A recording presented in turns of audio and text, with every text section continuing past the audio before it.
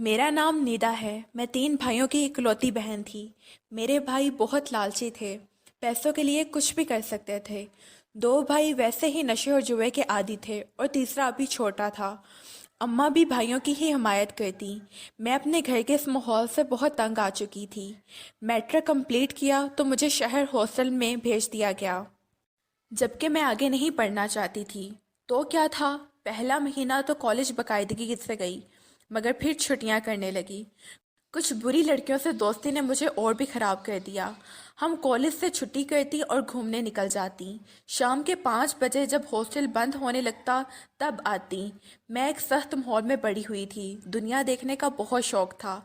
हमेशा मुझे बंद करके ही रखा गया था। ये नहीं करना, वो नहीं करना, ये नहीं पहनना, वहाँ नहीं जाना। भाइयों ने मुझ पर बहुत रोक टोक लगाई थी। हॉस्टल के बारे में मेरे तसव्वुरात कुछ यूं थे कि वो एक आज़ाद जगह है जहां मैं जो चाहूं कर सकती हूँ। मेरी साथ वाली लड़कियों ने मेरी दोस्ती एक लड़के से करवा दी। वो लड़का बेहद खूबसूरत था। इसने मुझे फ़ोन लेकर दिया जिसे मैंने चोरी रख लिया, मगर ये ऐशो आराम के दिन ज़्यादा देर तक न चल सके। कॉलेज में मेरा फ़ोन पकड़ा गया। मैडम ने मेरे घर कॉल की और सारी बात कह सुनाई कि मैं कॉलेज से महीना महीना गायब रहती हूँ और मेरे पास एक फ़ोन भी है। मैंने घर काफ़ी हिले बहाने बनाए कि फ़ोन मेरी दोस्त का है, गलती से मेरे बैग में आ गया। मगर दोनों बड़े भाइयों ने बात को इतना बढ़ाया कि मेरी तालीम बंद कर दी गई और मुझे कहीं आने जाने से भी साफ मना कर दिया और मुझे साफ कह दिया कि इस जलालत को जल्दी से किसी के पल्ले बांधकर जान छुड़वाएं। भाई हर रोज़ मुझे मारते और हर रोज़ मेरे रिश्ते के लिए बोलियां लगवाते। कुछ ही दिन बाद मेरा बड़ा भाई मेरे लिए एक रिश्ता लेकर आया। बाबा इस रिश्ते के बेहद खिलाफ थे, मगर जब पूरा घर एक तरफ हो जाए तो अब्बा की एक ना चली। तेरा कल निकाह है। क्या निकाह है, मैंने हैरानगी से पूछा तो भाई आगे से बोले, लड़का बेहद अमीर है और रहता भी अकेला है, तेरा बहुत ख्याल रखेगा। मगर अगर मगर कुछ नहीं, मगर मैं अभी शादी नहीं करूंगी। आगे से बकवास करती है, ये कहते हुए भाई मुझे मारने लगे। अगले दिन मुझे दुल्हन की तरह सजाया गया। मेरा निकाह हुआ और मैं अपने घर आ गई। अभी तक मैं ये नहीं जानती थी कि मेरा निकाह किससे हुआ है, मगर दिल ही दिल में अब खुश थी कि चलो शुक्र है इस घर से तो जान छूटी। हर वक्त मार, हर वक्त मार और इतनी रोक टोक। और ये घर तो बहुत ही आलीशान है। और भाई ने कहा कि लड़का अकेला रहता है, कोई सास नंद का भी हिसाब नहीं। मैं घूंघट में अपने दुल्हे का इंतज़ार कर रही थी। यकीनन वो बेहद खूबसूरत और प्यार करने वाला होगा, वो है भी तो इतना अमीर। इतने में कमरे का दरवाज़ा खुला। वो आहिस्तगी से मेरे पास आए। मैं बेहद खुश थी। उन्होंने मेरा घूंघट उठाया तो मैं हैरान रह गई। कौन हो तुम?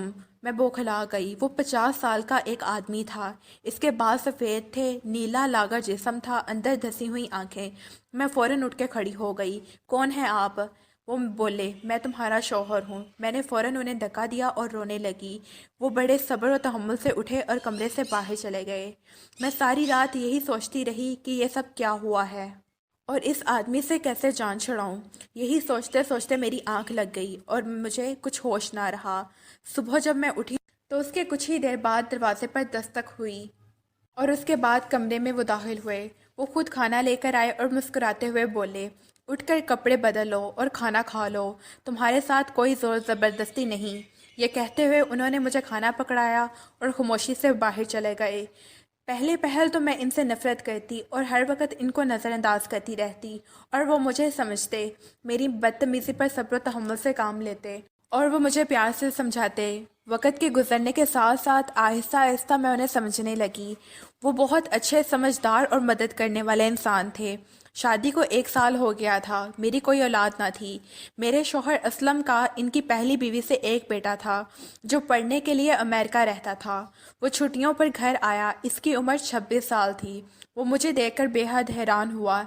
इसे ये तो पता था कि इसके अब्बा ने निकाह किया है, मगर इतनी कम उम्र और जवान लड़की के साथ ये इसने अब देखा था। जब असलम ने कहा कि ये तुम्हारी माँ की जगह है तो वो हंसते हुए बोला कि इसे तो मेरी बीवी होना चाहिए था, मगर ये तो चलो। एक दिन मैं छत पर कपड़े डालने गई तो अरसलान भी मेरे पीछे छत पर आ गया। लाओ निदा, मैं तुम्हारी मदद करता हूँ। निदा, मैंने हैरानगी से कहा, मैं तुम्हारी माँ की जगह हूँ, मैंने नरमी से कहा, जिस पर अरसलान मेरे करीब होते हुए बोला, तुम तो मुझसे भी कई साल छोटी हो और इतनी हसीन और जवान लड़की को मैं तो क्या, कोई भी माँ नहीं बोलेगा। हाय अब्बा की किस्मत। मैं इसकी इन बातों और रवैये से बेहद चौंक गई। وہ سارا دن کمرے میں پڑا لڑکیوں سے باتیں کرتا رہتا۔ امریکہ رہنے کی وجہ سے وہ کافی اوپن مائنڈ کا تھا۔ ایک دن میں نہا کر نکلی تو اچانک میری نظر چھت پر پڑی جہاں ارسلان کھڑا مجھے دیکھ کر مسکرا رہا تھا۔ میں نے فوراً دوپٹہ لیا اور کمرے میں آ گئی۔ اب اس کی نظریں اور رویہ خاصا بدلنے لگا۔ دوپہر کو اسلم کو کام کے سلسلے میں دوسرے شہر جانا پڑا تو وہ فوراً نکل گئے۔ اب میں گھر میں اکیلی تھی۔ ارسلان بھی ابھی تک نہیں